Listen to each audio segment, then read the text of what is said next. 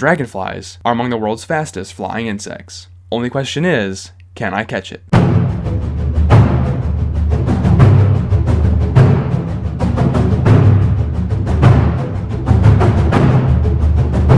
What's up guys, welcome back to Can I Catch It, the nature show all about finding a wildlife adventure right at home in your own backyard. If it's your first time here and you've got a taste for adventure, consider subscribing. In today's episode, I'm going to be teaching you how to catch a dragonfly with your bare hands. These flying insects are so fast that typically you'll need some kind of net to catch them, but I have learned a method that allows you to use the element of surprise and catch them with no tools at all.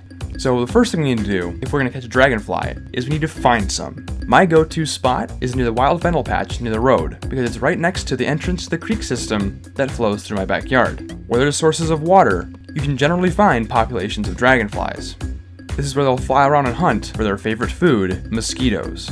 We get quite a few species here, but the two species that I find are easiest to catch with this method are the blue dasher and eastern pondhawk. They are two of the smaller species of dragonfly in my area, and for whatever reason I've noticed the smaller species tend to have slower reflexes, which is probably why this technique works. When you're exploring your backyard for dragonflies, I recommend trying this method on the smaller species first. As you get better, you can work your way up to larger, more difficult species. When hunting for dragonflies with your bare hands, the key is patience.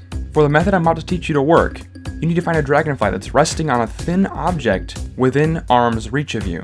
In the thick tangles of the fennel patch, that's going to be a game of luck. I'm going to have to hope that a dragonfly lands on one of the fennel stalks closest to where I'm standing. The dragonfly's primary mode of motion is flight, but occasionally they'll stop to rest on various objects to regain their energy. It's at this time when it's my opportunity to strike. I saw quite a few dragonflies land, but none of them allowed me to get close enough to actually try out this technique. To make matters worse, it was a windy day, so the flying dragonflies had a natural advantage. I was about to throw in the towel and was actually heading inside when I noticed this dragonfly land on a wire structure next to the driveway. This is my shot. So here's how the technique works. When you see a dragonfly resting on a thin object, you want to sneak up on them. The trick is to move slowly enough that the dragonfly does not notice that you're there. Once you're within arm's reach, slowly start bringing your arms in as if you're going to clap on the dragonfly. And that's essentially what we're going to do. However, it's going to be a modified clap. Instead of having your hands flat, make your hands into C-shaped cups. This is another reason this works best with smaller dragonfly species, because when you actually close the hand trap, smaller species of dragonfly will not have their wings damaged. At this point, experience will guide your timing. As you practice this more and more, you'll get a feel for how close you need to be before you can clap them shut. If you go too slow and clap too late, the dragonfly will get an idea that something's up and will fly away. Similarly, if you start clapping too soon, the lightning-fast reflexes of the dragonfly will kick in and, once again, it'll escape. Luckily, I was able to catch this dragonfly. Let's get it up close for the camera. This here is a female blue dasher. Like I said before, the blue dashers are one of the easier species to catch with this method. Whatever species you have in your area, I recommend starting with the smallest because they generally have the slowest reflexes. Have a look at the eyes on this insect. These huge eyes give the animal amazing eyesight. Remember how I said their favorite food is mosquitoes?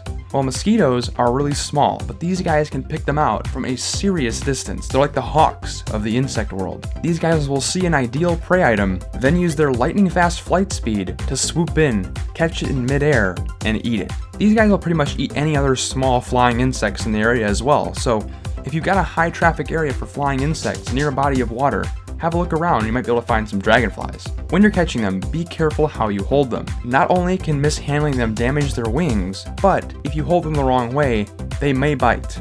I have never actually been bitten by a dragonfly, and I've caught many of them. They don't have venom or anything, so it's probably not going to hurt more than the initial bite, and it might just be a little bit of a pinch.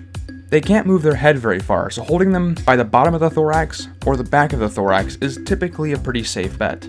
Now, typically, I'll bring my catch back to the area where I caught it, but dragonflies don't crawl or swim away like most animals that I've caught on the show so far. Their primary mode of transport is flying, and this is probably my most favorite release that I've ever caught on camera. Dragonflies have one of the fastest wing speeds of any insect, so I made sure to catch the release in slow motion.